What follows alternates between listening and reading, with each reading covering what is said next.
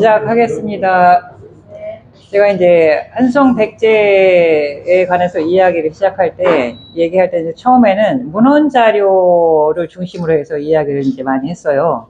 그러다 보니까, 그러니까 문헌 자료보다, 그러니까 실물로 확인할 수 있는 당시에 이제 유적을 가지고 하는 게 훨씬 더 효과가 있겠다라는 생각을 해서 제가 이제 남한산성을 가지고 이야기를 이제 하는데, 남한산성에 대해서 이제 잘못 알려진 것들이 이제 많이 있죠. 그게 잘못 알려진 게 뭐 일반적인 실수 그런 게 아니고, 일단 이제 처음에 누가 이걸 지었나에 관해서 이제 잘못된 정보가 우리가 다 알고 있는 그 삼국사기라는 김부식 님이 지은 책에 이제 소개가 되어 있어요. 그 이후에 다른 그 자료들을 검토를 하지 않는 것 같아요, 그 전문가들이. 왜냐하면 그냥 그 책을 이제 믿어버리고 그냥 그렇게 가는데, 그래서 저는 이제 남한산성 아무도 말하지 않는 것이라는 주제를 가지고는 이제 잠깐 말씀을 드릴 건데요. 그러니까 이제 남한산성에 대해서 어쨌든 이야기를 시작하겠습니다. 이 자료는 뭐냐면, 이게 2014년에 이제 유네스코에 이제 등재가 됐잖아요. 세계문화유산으로. 지금 현재 유네스코에 이제 그 남한산성 관련 자료로 설명이 되어 있는 자료인데, 이게 전부는 아니고 요만큼한 분량의 이제 패러그래프가 한 3-4개 정도가 더 있어요. 저는 이제 제일 첫 번째 표현을 가져와서 여기서 이제 여러분들이나 이제 제가 이제 확인을 좀 해봐야 될 걸 이제 빨간 줄로 쳤는데, 남한산성이 이제 그 비상수도로 이제 쓰여졌다. 이거는 이제 조선시대를 기준으로 이제 표현을 한 거죠. 병자호란 때 그 조선의 그 왕실이 이쪽으로 이제 이사를 와가지고 피난을 와가지고 잠시 이제 머물렀어요. 근데 병자호란은 긴 전쟁이 아니었어요. 겨울 3개월 동안 있었던 이제 전쟁이었고, 그런 걸 가지고 일단 비상수도였다라고 표현을 하고, 두 번째가 이제 논란이 되는 건데, 최초의 흔적이 7세기다. 이 얘기는 뭐냐면, 신라가 삼국 통일을 하고 처음 지은 성이다. 이렇게 본 거예요. 그러면 그 얘기는 어디서 나왔냐? 그게 이제 김부식님의 신라본기의 문무왕조 하편에 나와요. 그 신라가 삼국 통일 후 남한산성을 지었다. 그 다음 문장에 이제, 그런데 길이가 4,630보였다. 그 옛날에 그 보라는 그 길이가 현재 이제 우리의 미터 기준으로 얼마였는지 정확하게 합의도 되지 않은 것 같아요. 그냥 1.2m에서 1.5m로 본다. 뭐, 이 정도 수치로 나와 있으니까 1.2m로 볼 건지 1.5m로 볼 건지는 이제 다시 이렇게, 이것도 이제 그쪽 거리 관련해서 연구하는 분야에서 좀 이렇게 확인을 해가지고 바로 이제 정립을 해나가야 될 문제인데, 어쨌든 그런 기록을 가지고 이거를 작성을 한 거예요. 그 다음에 세 번째 빨간 줄은 뭐냐. 이 남한산성은 중국과 일본의 영향을 받아서 지은 성이다. 제가 이거 보고 되게 이제 놀랐는데, 이런 얘기를 과연 왜 쓸까? 이런 이제 생각을 한 거예요. 첫 번째 제가 드는 점이, 심사위원들한테 어필하려고 그렇게 썼나? 왜냐하면 이제 당시만 해도 지금처럼 우리의 이제 국가 위상이 높지가 않아서, 이런 말을 한번 써줘야 거기서 심사하는 사람들이 혹해가지고, 그래? 너네들이 이제 이런 걸 잘 인정을 하네. 뭐냐면 우리나라가 20세기 내내 동아시아 삼국 중에서 제일 의뢰에 가까운 국가였잖아요. 한 번도 뭐 이렇게 뭐 잘나서 뭘 주목을 받은 적이 없잖아요. 왜냐하면 이제 식민지 시대를 겪고, 전쟁을 겪고, 독재 시대를 겪고, 가까스로 이제 20세기 말에 그런 거를 이제 극복을 해 나가오면서 우리가 가지고 있었던 여러 가지 장점이나 훌륭한 것들을 한 번도 이제 서양 사람들이 알아봐 주지 못한 시대였기 때문에, 그 흔적이 이제 21세기에 들어와서 이런 분야에서도 이렇게 남아있는 게 아닌가라는 이제 생각이 든 거죠. 요 산성에 대한 것들은 이제 뒤에 어떤 연구자의 견해를 가지고 이제, 얘기를 할 건데, 어쨌든 이런 걸 좀 기억을 해 주시고, 제 얘기를 들어주시면 감사하겠습니다. 요거는 이제 후에 다시 이제 연결을 해서 말씀을 드리겠습니다. 다들 이제 산성의 추억이 하나쯤은 있으실 것 같아요. 남한산성이라는 곳에서 이제 내가 뭘 했나, 그 산성을 어떻게 바라봤나, 이제 역사를 공부했거나 아니면 역사에 대해서 많은 이제 관심을 가지셨던 분들은 애초부터 이 산성이 중요한 산성이고 뭐 그런 것들을 알고 계실 텐데, 그냥 남한 산성 하면은 이거는 그냥 병자호란이 있었던 그 전장터, 또 여기서 아마 주변에서 생활하셨던 분들은 어릴 때 이제 소풍을 한두 번 갔었던 그 소풍 자료, 그러니까 소풍지, 그 다음에 이제 그냥 성인이 돼서는 보통 이제 가서 닭도리탕, 닭도리탕 먹고 족구하고 그러다 놀다 오던 곳, 이제 그런 정도의 추억을 갖고 계시지 않을까 생각을 하는데, 제가 이제 1994년에 하남으로 이사를 왔는데, 저도 남한산성이라는 데가 내가 걸어서 갈 수 있는 이렇게 지근 거리에 있는 곳이라는 걸 2010년에 알았어요. 1994년에 이사 와서 한 번도 여기가 내가 쉽게 갈 수 있는 곳이라는 생각을 안 하고, 그냥 아이들 어려서 성장할 때 강원도를 휘젓고 다니고 막 거의 뭐 1년에 한 10회가 넘는 횟수로 저 용인 가서 놀고 이러고 이제 힘들게 보냈어요. 아이들 즐겁게 해주려고. 그래서 나중에 제가 이 산성을 알고 좀 일찍 알았더라면 가까운 데 데리고 다니면서 더 편하고 즐겁게 이렇게 시간을 보냈을 텐데, 이런 이제 아쉬움이 이제 짙게 들었어요. 이제 산성이라는 게 이제 그냥 늘 보면 늘 있었던 그 자리에 있는 거고, 또 그대로 쭉 있을 거다라고 보니까 이제 특별히 역사의식이 없는 사람이라면 이 정도의 이제 추억들을 갖고 계시지 않을까, 이런 생각이 듭니다. 이게 이제 2014년 6월에 이제 유네스코 세계문화유산 등재가 됐는데, 우리나라에서 11번째인가요? 그렇게 이제 등재가 된 걸로, 제가 알고 있는데, 제가 이제 당시 언론 기사를 최근에 이제 찾아본 거예요. 그때 이제 둘레가 12km이고 대피성이다. 아까 이제 설명한 그 말이 나오고, 이게 이제 통일신라 시대의 성터를 기초로 증축과 확장을 이제 거듭해왔다. 이렇게 이제 소개를 하고, 어떤 뉴스 타이틀은 고대부터 조선시대예요. 근데 이제 기사 내용을 보면, 뭐 이런 거, 인류 가치에 중요한 교류 증거가 있고, 인류 역사의 중요한 단계를 보여주는 유물이다.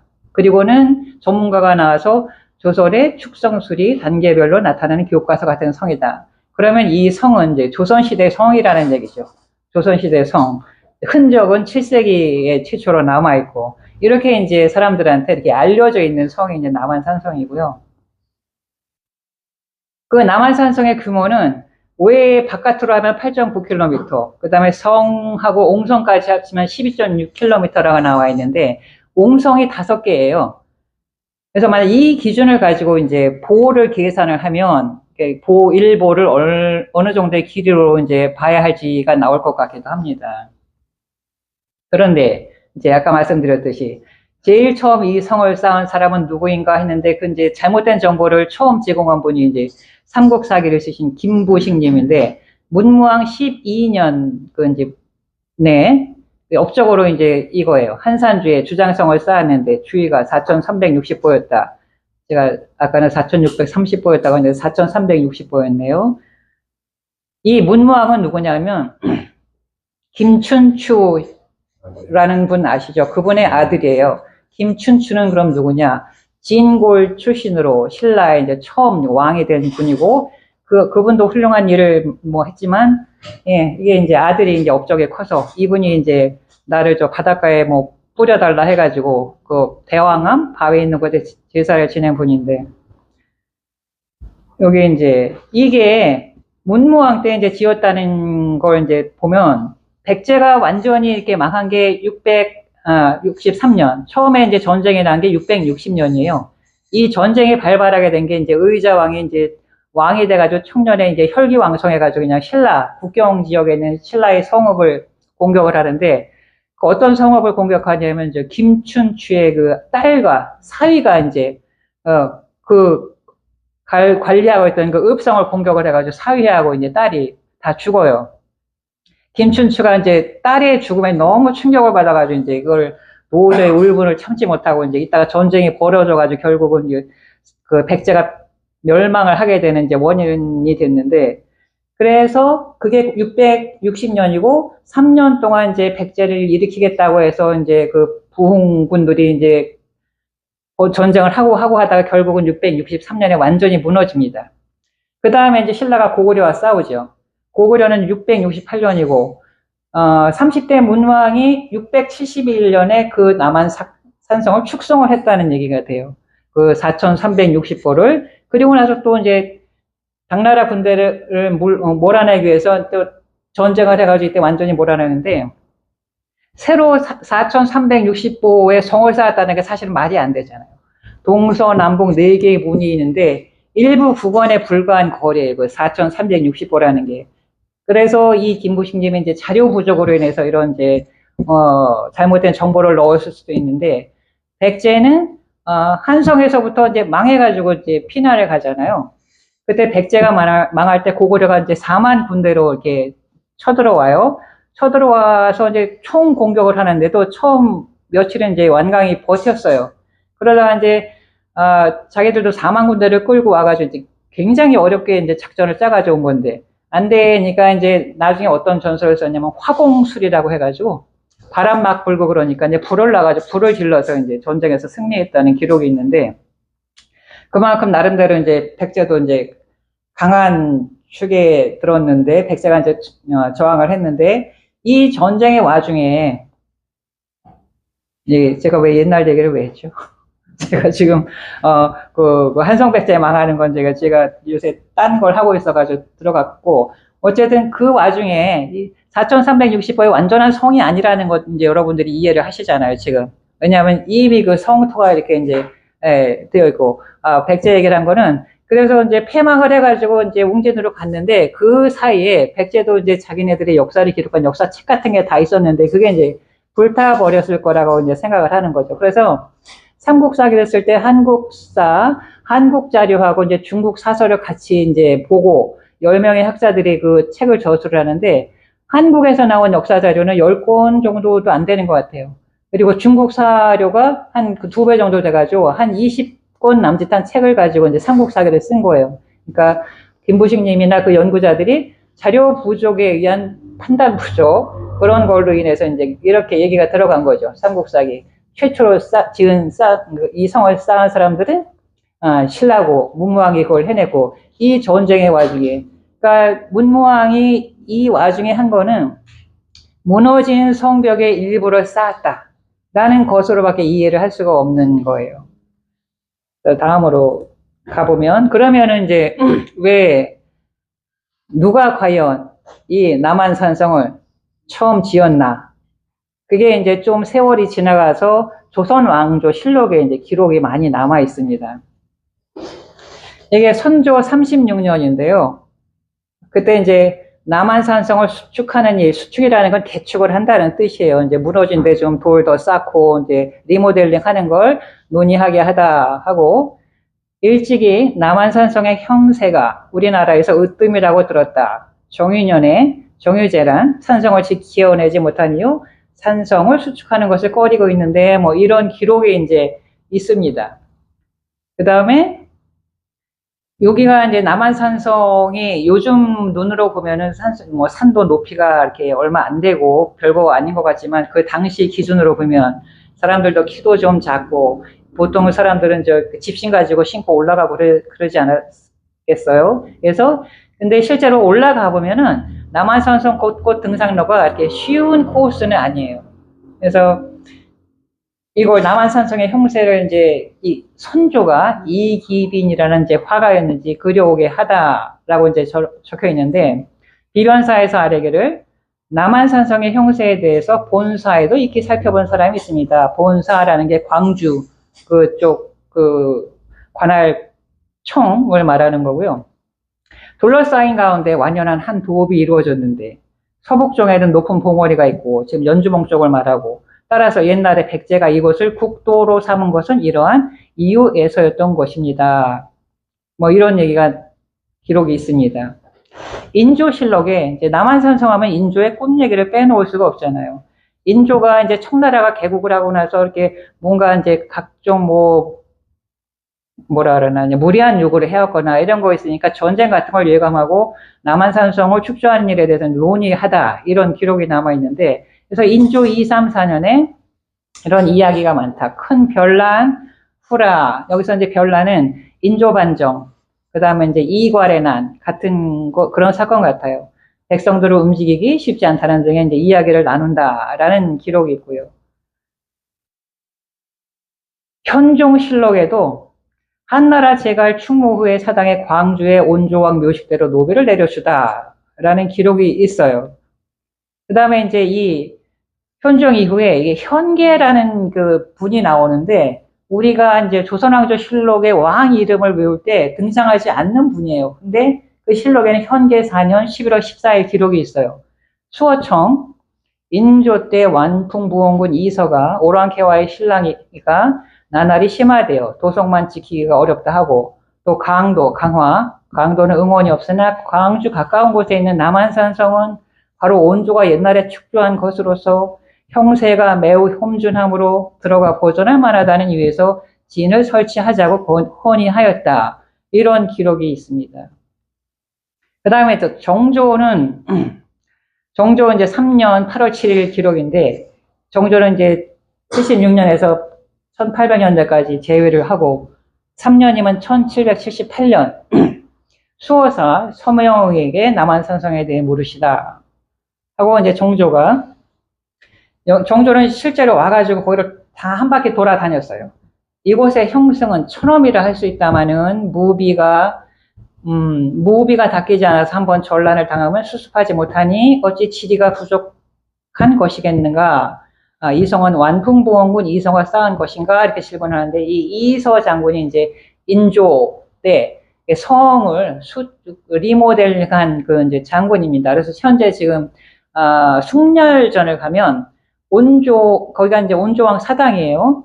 숭렬전을 온조왕하고 이 이서 장군을 같이 이제 모셔놨어요. 근데 정조랑 대화를 나눈 서명응이 인묘 갑자년에 쌓기 시작하여 병인년에 일을 끝냈습니다. 그 다음에 둘레가 몇 보쯤인가 하니까 이제 서명응이 성 안쪽은 6297보이고 바깥은 7295보입니다. 아까 그 김보식님이 삼국사기에서 변한 4360보하고는 뭐 2배 정도 차이가 나잖아요. 그러니까 김보식님이 이제 기록을 잘못한 게 이제 확실하게 이렇게 증명이 되는 거라고 봅니다. 정조실록에 정조와 서명응이 또 이런 이야기도 있는데요. 정조는 온조왕의 옛 성터가 아직도 있는가? 그러자 서명응이 높은 봉우리와 가파른 재 위에 아직도 돌로 쌓은 자취가 있습니다. 이런 얘기도 나누고 서장대를 또 가서 정조가 이때 이제 온조가 꾸었다는 거 꿈 얘기를 하면서 그런 일이 있었다지 하니까 영의절 김상철이 인조대왕께서 꿈에 온조왕이 와서 적병이 성에 오른다고 알리는 것을 보셨습니다. 네, 놀라서 이제 정탐하게 했더니 바로 이제 올라오고 있어서 끓는 물을 이제 뜨거운 물을 부어가지고 그때 죽였잖아요, 많이. 이게 이제 병자 호란의 유일한 승전? 그 전쟁 중에 딴 데서도 어디 이긴 적이 있는지 모르겠는데 제 기억으로는 병자 호란에서 유일하게 이제 이겼던 그런 꿈이었던 것 같고 이 꿈 얘기를 언론이 보도할 때 인조가 잠을 자다가 꿈을 꾸는데 수염이 허연 노인네가 나와서 너 지금 뭐 하고 있나 이런 식으로 이제 얘기를 하면서 나는 이성의 성주다. 저는 이제 뉴스에서 그렇게 이제 들었어요. 그래서 궁금해졌어요, 그때. 온조왕이 꿈에 나타나서 자기 이름을 실명을 댔나? 아니면 그냥 나는 이성의 성주다 하고 말았나? 그러고 보니까 자기 실명을 이렇게 밝히면서 나는 온조고 언론이 깨서 가서 저걸 대적하라 이런 얘기를 했다라는 게 이제 여기서 이제 확인을 했죠.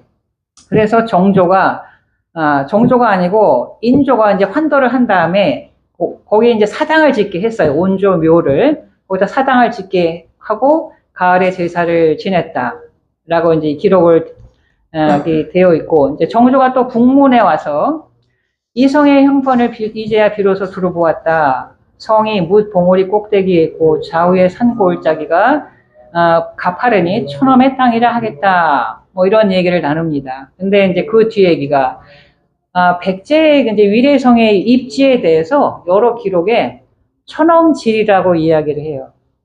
촌엄지리는 원래 형세가 너무 험해서 그 지리의 이로움을 많이 받는다라는 얘기예요.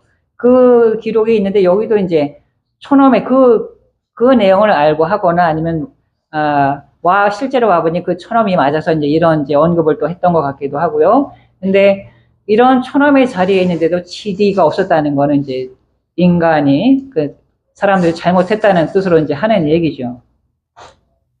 침계정을 보고 하는 말이 정조가 완풍 부원군 이성화 성을 쌓을 때에 덤불이 우거진 가운데서 이 정자를 찾아냈다 하는데 그러한가 하니까 일이 본주의 읍지에 실려 있는데 여기는 온조왕의 옛 성임으로 사람들이 온조왕이 세운 것으로 여깁니다. 이렇게 이제 대답을 한 기록이 있고요. 정조가 돌아가서 그때 이제 그 숭렬전이라는 그 묘 사당에 이제 이름은 없고 그냥 사당만 세워놓은 거예요. 그래서 이 숭렬전이라는 이름을 내린 게 정조입니다. 사당을 지은 건 전쟁 끝나고 인조가 하고 이 묘호를 내린 건 이제 정조고 이 묘호를 이제 그 글씨 잘 쓰는 분한테 이제 쓰게 해서 자기가 이제 그 제사 지내는 날 충문을 또 지어 보내요. 이제 백제 시조의 묘호를 숭렬전이라 한다고 하고 여기에 이제 숭자를 이제 보니까 이게 우리나라 역사에서 개국을 한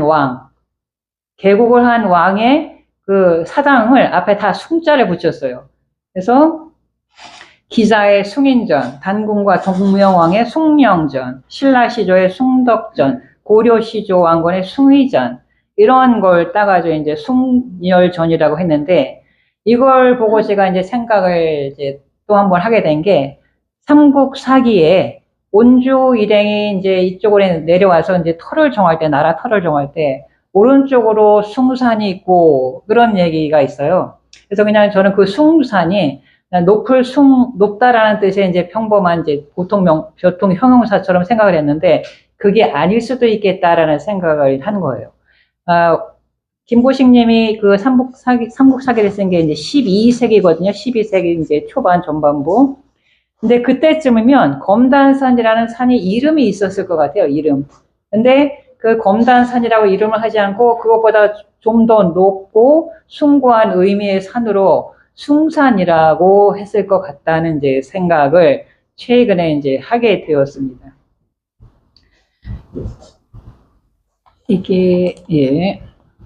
이게 이제 촌엄이라는 그 자리를 우리가 이제 직접 보는 것과 말로만 듣는 것과는 좀 다르잖아요. 그래서 이거를 도림이라는 사람은 누구냐면 백제를 망하게 한 고구려의 이제 전문 스파이예요.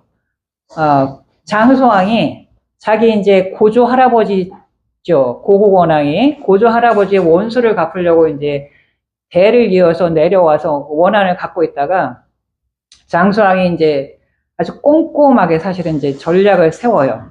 그래서 장수왕이 그 계로왕이 이제 즉위한 때 계로왕이 21대 왕이고 장수왕은 고구려 20대 왕이고 자 계로가 어떻게 왕이 됐냐면 그 아버지가 비유왕인데 아버지가 사냥을 나갔다가 그냥 활 맞아 죽어요. 활 맞아 죽고 왕들은 이제 죽으면은 바로 제사 지나고 바로 즉위를 하잖아요. 같은 해 사망하고 다시 새로운 왕이 즉위하고 그때 이제 계로가 즉위하자마자 한번 쳐들어옵니다. 장수왕이. 근데 그때도 백제가 강해서 그냥 아무것도 이제 힘 못 쓰고 그냥 돌아갔어요. 그러면서 어떤 준비를 하냐면 백제가 이제 당시에 중국의 제일 큰 나라였던 북위하고 엄청나게 이제 가까웠어요. 그래서 이제 정기적으로 뭐 조공도 보내고 이런 게 있었고 특별히 가까웠어요. 왜냐하면 우리가 같이 부여해서 나온 나라다 이제 해가지고 그걸 알고 장수왕이 고구려 그 장수왕조 보면은 엄청나게 많은 횟수를 그러니까 백제에서 조공을 보낸 것과 비교도 할 수 없게끔 막 수시로 막 조공을 보내가지고 북위의 그 현주의 마음을 일단 자기 편으로 돌려놔요. 그리고 또 하나를 뭘 하냐면 이제 계로왕이 이제 그러니까 바둑에 엄청나게 관심을 보인다는 걸 알고 이제 이걸로 한번 공략을 해보자 해서 그러니까 역사책에서는 방을 붙였다고 해요. 바둑 잘 두는 사람 모이시오. 그래가지고 이제 모였겠죠. 100명이든 뭐 몇 명이든 모여가지고 이제 뭐 토너먼트든 리그를 하든 이제 최고수를 이제 찾는데 어쨌든 이제 도림이 이제 뽑혔어요. 그래가지고 이 사람이 이제 국가에서 그 정도로 뽑을 정도면 또 다른 스파이 교육도 받았을 거라고 생각을 하고, 내려와서 이제 왕의 기대조가 됩니다. 기대조가 돼서 그 기록에는 뭐냐면 게로왕이 그냥 조석으로 이 도림을 끼고 살았다고 이제 그런 기록이 나와 있어요. 게로는 아버지가 죽었을 때 아들이 죽였다라는 이제 오해를 이제 받으면서 14년 동안 아무것도 별 하는 일이 없었던 것 같아요. 기록에도 뭐 특별한 기록이 없고, 그리고 이제 결정적으로 아버지가 돌아가셨는데 그 무덤을 이게 가묘처럼 들판에 그냥 죽은 자리에 그냥 해놓은 거예요. 보통 이제 왕이 돌아가시면 이게 여기 이제 사당도 세우고 하잖아요. 근데 그런 거 없이 하니까 이제 그런 문제도 있고 해서 왕이 됐음에도 왕의 노릇을 제대로 못하고, 뭐 어떤 눈치를, 내각의 그 장관들의 이제 눈치를 보던가, 뭐 어쨌든 그런 식으로 이제 그냥 왕의 이름만 갖고 있었던 것 같은데, 왕 노릇만 하고 있다가 도립이라는 승려가 와서 자기와 이제 바둑 상대가 되어주면서 하니까 이제 거기에 이제 거기서 즐거움을 느끼고 빠져가지고 이제 국사를 더 소홀히 하죠. 그때 이제 도림이 몇 가지 얘기를 합니다. 대왕의 나라는 이 도림이 와서 사방이 다 산악과 하회로 되어 있으니 이는 하늘이 마련한 험지여 인력으로 된 형상이 아니고 그 다음에 그런데 왜 이렇게 이제 왜 이렇게 아버지 무덤도 그냥 풀밭에 그냥 두고 왜 궁궐도 이렇게 그냥 다 다른 거 그냥 두고 뭐 이런저런 얘기를 하게 해서 도림이 나도 한번 왕 노릇을 좀 해볼까 해가지고 이제 이 꼬임에 빠져가지고 궁궐도 중수하고 아버지 이제 사당도 짓고 그리고 이제 그 기록에 저쪽에 이제 뭐 숭산에서 사성까지 이제 이 제방을 쌓았다는 기록도 있고 뭐 산성도 뭐 쌓았다 이런 이제 얘기를 해요. 그러면서 그 공사를 다 하게 만든 것 같아요. 그러니까 그때까지도 백제가 왕이 왕 노릇을 못해도 나라는 이제 구도 있고 어떻게 좀 굴러갔던 것 같은데 이제 그걸 다 하고 나니까 무슨 일이 벌어지냐면 일단 이제 궁이 재정이 약화가 되고 재정이 이제 무너지고 하니까 이제 불만을 갖는 사람들이 생기겠죠. 그래서 도적대가 끓고 뭐 이랬다는 이제 기록에 나와요. 그때를 이제 잡아가지고 이제 고구려가 공격을 하는데 서기 472년에 제가 지금 남한산성 얘기에다가 472년에 이제 도림이 떠나요. 자기의 임무를 완성하고. 그런데 전쟁은 475년에 일어나요. 그 3년간에 고구려에서 무슨 일이 있어서 바로 공격을 안 했는지 모르지만 어쨌든 바로 쳐들어올 것 같았는데 이제 오지 않고 3년이라는 기간이 흐른 후에 이제 전쟁이 나서 7일간 버티다가 이제 전쟁이 끝났죠.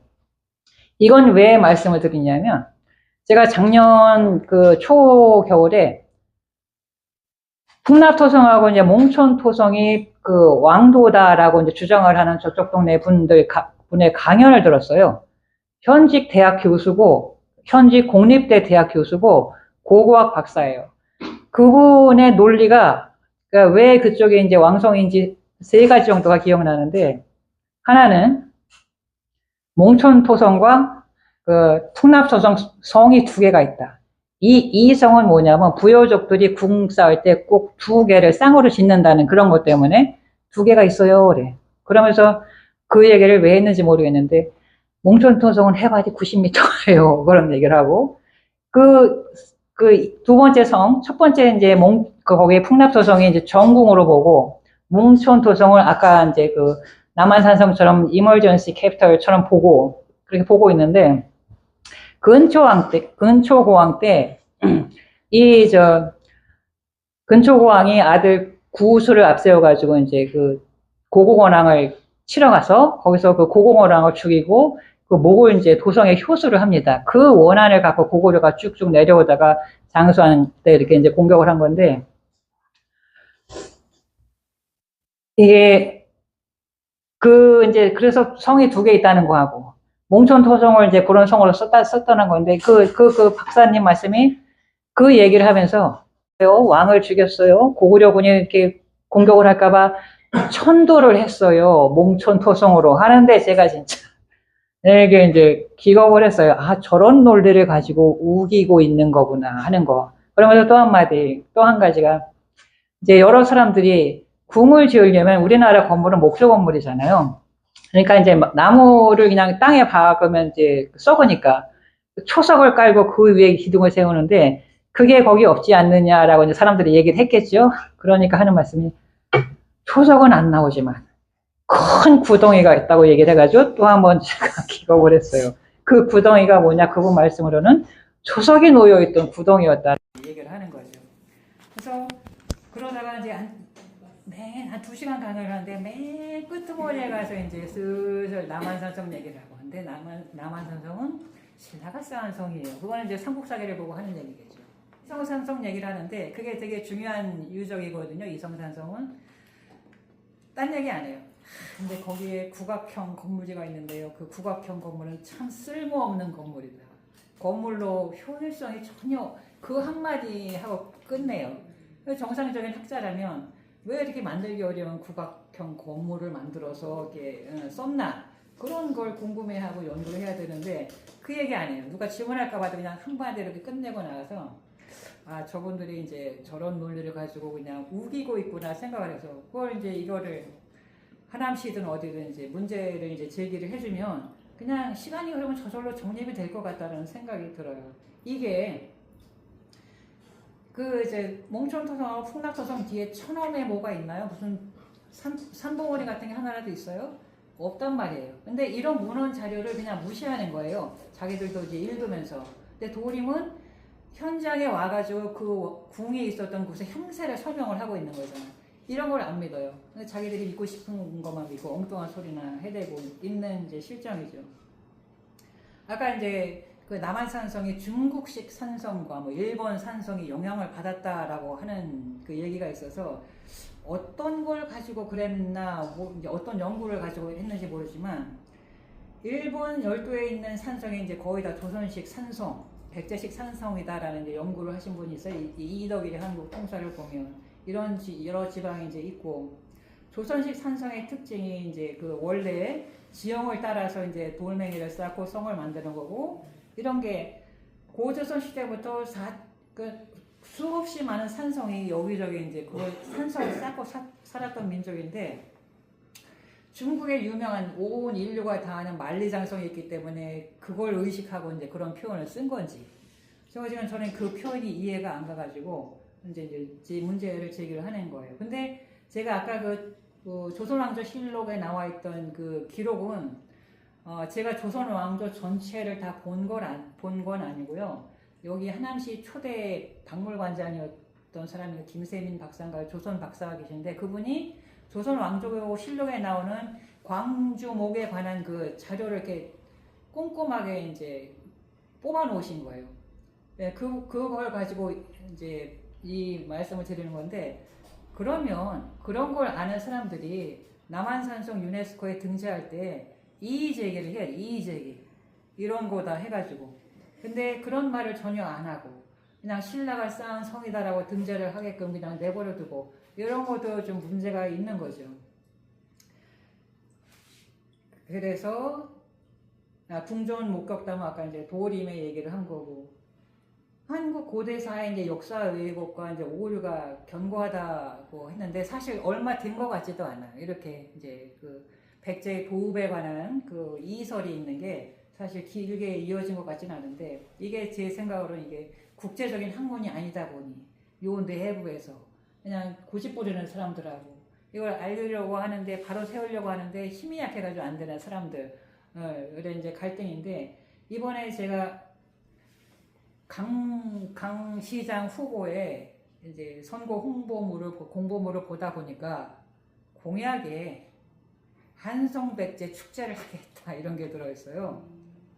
그래서 일단 이게 어쨌든 공약으로 어쨌든 공식적으로 한성백제라는 이름을 쓴 것도 처음인 것 같고 반가웠어요. 그런데 이거를 뭐 새로운 축제를 할지 아니면 이성 산성 축제를 이름을 바꿀지 모르지만 어쨌든 뭔가 뭐 하고 싶은 마음이 있다는 그런 확인을 한 것 같아서 이제 반가웠고 앞으로 만약에 이제 그분이 당선되면 그걸 가지고라도 이것도 뭐 이제 바로 잡는 게 한 주에 걸리겠으니까 좀 시간이 걸리는 일이겠죠. 그래서 기대를 해 볼까 합니다. 이게 아까 나온 칭계정이고요.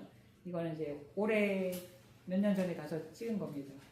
이 책에 이제 그런 자료가 나옵니다. 하남시 사료집인데 이게 하남문화원에서 이제 출판을 해서 제가 1, 2권도 좀 있냐 하고 몇 년 전에 찾아가 봤더니 이제 없다고. 근데 이제 경기 역사박물관 아카이브에 가면 이제 찾을 수 있다고 하는데 제가 들어갔다가 못 찾았어요. 1권은 아마도 이제 그 삼국시대 때 기록이고 2권은 뭐 고려시대 때 1, 2권이 그런 것 같고 여기가 조선 2권으로 되어 있으니까 조선 1권이 또 별도로 있을 것 같다는 생각이 듭니다. 그래서 제가 이제 이런 짓을 하고 다녔어요. 이게 1919년인데 사람들하고 이제 답사하면서 보이시죠 다 이렇게 사진 찍으면서 돌아다니다가 그 한 해 하고 여기는 이제 남한산성 그 중에서 제가 제일 좋아하는 자리인데 제1 남옹성이에요. 남한산성을 잠깐 가서 뭐 보고 싶다고 하시는 분들한테 추천하는 자리입니다. 요거는 이제 그 성벽 나와가지고 이제 바라본 거고요. 여기 올라가면은 이렇게 이건 작년에 가서 찍은 사진인데 내려오고 싶지가 않아요. 고요해요. 그러니까 사람 소리도 안 들리고 옆에 이제 찻길은 있어요. 구흥부대로 이제 왔다 갔다 하는 차가 있는데 이렇게 소리가 안 나서 좋습니다. 여기는 이제 그 제1 옹성에서 바라본 성벽이고 이날 이제 화창해가지고 하늘 색깔이 아주 여기는 이제 다시 이렇게 이 문을 허물었다가 한 2년 3년 공사를 하고 다시 세웠고요. 한성백제 축제 이제 아까 얘기를 했는데 더 시급한 일이 있어요. 공사가 이제 이 신도시가 한 8년 됐잖아요. 저기 이제 아파트 단지 건설하겠다 해가지고 그때 저희 이제 시민단체에서 모여가지고 이 공사를 이제 하면 어떻게 관리를 하나 막 그때만 해도 이제 시에서는 뭐 전혀 이런 것에 대해서 역사 뭐 이런 거에 관심이 없을 때고 하니까 그러니까 감복동에서 아파트 공사할 때 포크레인 기사가 어떤 유물을 이제 발굴했는데 그걸 신고를 안 하고 거래를 시도한 얘기가 있어요. 사람들 이제 자기가 아는 이제 역사 전문가한테 찾아가서 뭐 나왔는데 이거 사실래요 해가지고 그래서 이제 이게 교산에서 공사하면은 규모가 엄청나잖아요. 그리고 2000년의 역사가 여기저기에서 동시다발적으로 이제 뭔가 막 쏟아져 나올 것 같아요. 그거를 어떻게 관리를 할까 이제 고민을 했는데 어쨌든 그 시장 후보가 한성백제 축제를 하겠다 해가지고 관심을 보이니 이제 얘기를 하면 뭔가 조치를 취하지 않을까 하는 기대를 이제 해봅니다. 여기까지 이거죠. 질문하시고 오늘 제가 이제 훌륭한 리스너한테 드리려고 제가 직접 담근 오이지를 좀 세 묶음 사왔어요. 예, 질문해 주세요. 예. 네. 사실 옛날에 네. 보면 광주군이요. 예. 광주군이 광주도 광주였고 하남도 광주였고 네. 송파도 광주였고 네. 강동도 광주였고 네. 강남도 심지어 광주였잖아요. 그렇죠. 예. 그 전체가 다 광주였으니까 네. 그 권역이 네. 사실은 한성백제 도읍지였다 그렇게 이제 보여져요.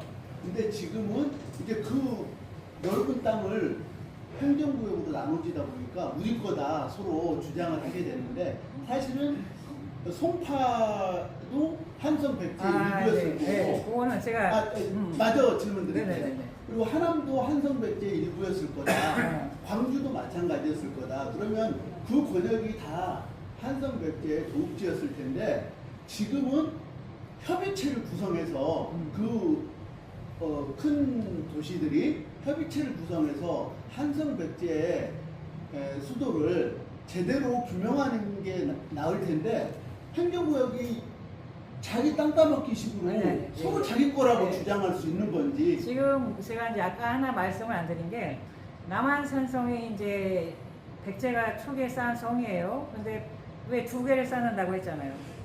정궁 왕이 직접 통치를 하는 거. 우리가 이제 그 궁의 자리를 갖고 있다고 생각을 하는 거잖아요. 그 왕궁 추정지. 조선시대에도 이제 그 성을 보호하기 위해서 서울 성곽을 쌓잖아요. 그러면은 종로구 사람들이 저기 도봉구 사람들하고 뭐하러 만나서 그런 문제를 가지고 협의를 합니까? 우리는 지금 그 왕궁이 있었던 그 자리, 그걸 가지고 이제 여기가 도읍이었던 거라고 보고, 저기 풍납토성이나 그 같은 나와바리죠. 그 큰 뭐 당시에는 이제 위례성까지 들어가나 어떤 그거까지는 정확히 모르는데 여기는 왕들이 거주하면서 정치를 하고 이제 고관 대작들이 살던 동네고 저쪽은 이제 읍성이죠, 읍성. 이제 그런 것 때문에 그 사람들이 우기는 건 거기가 바로 왕이 통치를 하던 정국이 있었던 자리라는 주장을 하는 거예요. 그거는 좀 다른 개념의 문제라서 우리가 생각하는 건 이제 왕궁제를 추정하는 곳은 저쪽에 그 샘제골인가요? 이제 그쪽에 있잖아요. 저 교산 신도시 안에. 예, 그거는 좀 다른 겁니다. 예, 그 부분은 네. 동의하는데요. 네. 그 부분은 동의해요. 그런데 이제 협의체를 구성하면 그 협의체 내에서 아 정말 성 위치는 왕궁은 어디에 있었을까를 이제 찾게 되면은 그게 아 여기였구나라고 확정되어질 수 있는데 지금은 서로 자기들 거라고 주장하는 거거든요. 협의체가 구성되지 않았기 때문에 서로 자기 거라고 우기는 거죠. 저도 거기에 대해서도 왜냐하면 네. 저도 옛날부터는 고민해왔던 내용이어서 네. 사실 협의체를 구성해 본다는 것은 그냥 좋은 아이디어예요.